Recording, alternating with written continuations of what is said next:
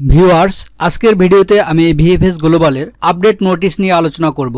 নোটিশটিতে বলা হয়েছে 25 আগস্ট 2024 থেকে আমাদের ঢাকা, চিটাগং এবং সিলেট ভিসা অ্যাপ্লিকেশন সেন্টার পরবর্তী নোটিশ না দেওয়া পর্যন্ত বন্ধ থাকবে।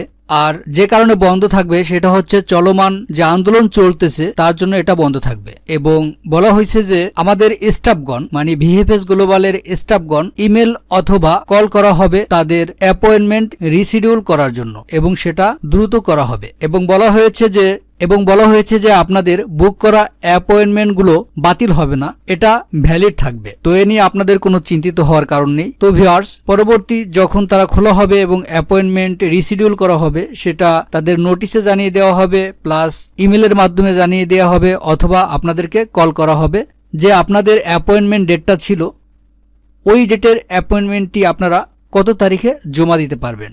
ভিউয়ার্স, এই ছিল আজকের আলোচ্য বিষয়। আমি সবসময় এই ভিএফএস গ্লোবালের আপডেট তথ্য আপনাদের সামনে তুলে ধরি, তাই চ্যানেলটি সাবস্ক্রাইব করে রাখবেন। ধন্যবাদ সবাইকে, ভালো থাকবেন।